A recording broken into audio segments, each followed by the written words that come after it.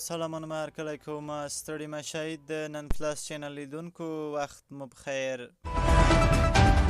پام وکړئ د نن ورځې د پیل څو تازه لنډو او مهمو خبرونو ته بسم الله الرحمن الرحیم انورالحق کاکړ وایي موږ نشو کولی چې د امریکا په شان افغانستان پرېږدو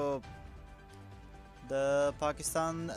مخکنی لنډمهاله لومړی وزیر انورالحق کاکړ وایي چې په دغه هیواد کې د ترهګرۍ پیښو زیاتوالی په ګاونډي افغانستان کې د نټو پرېښودل شوي وسلو سره تړاو لري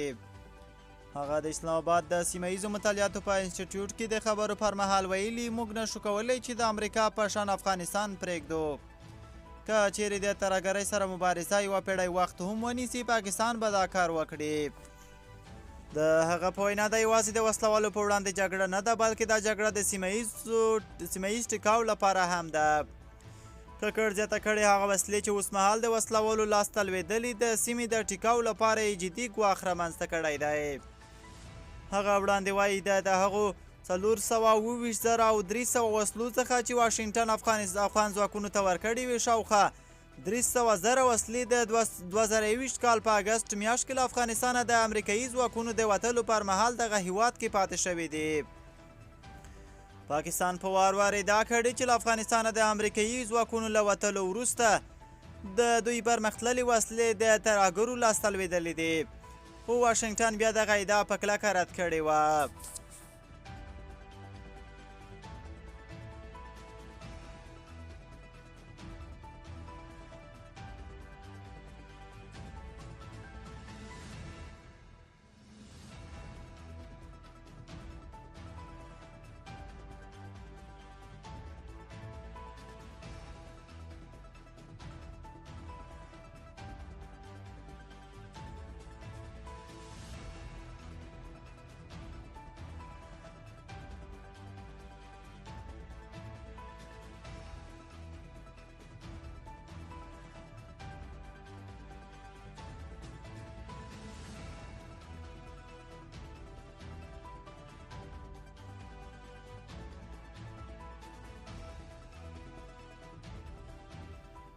نوموړي دغه څرګندونې داسې مهال کړي چې 2024 کال د پاکستان د ولسي او امنیتي ځواکونو لپاره تر ټولو خونړی کال بلل شوی و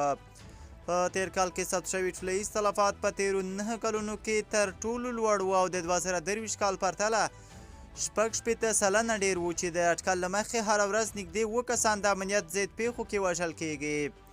اسلام آباد په وار وار په کابل کې له طالبانو غوښتي چې ټي ټي پي ته اجازه ورنه کړي چې افغان خاوره د پاکستان پر وړاندې د بریدونو لپاره وکاروي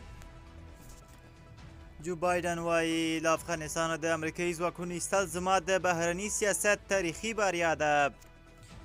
د امریکا ولسمشر جو بایدن د مرغومي 24مه د هغه هیواد په بهرنیو چارو وزارت کې له افغانستانه د خپلو ځواکونو د ایستلو څخه دفاع وکړه او دا یې د خپل بهرني سیاست تاریخي بریا وبلله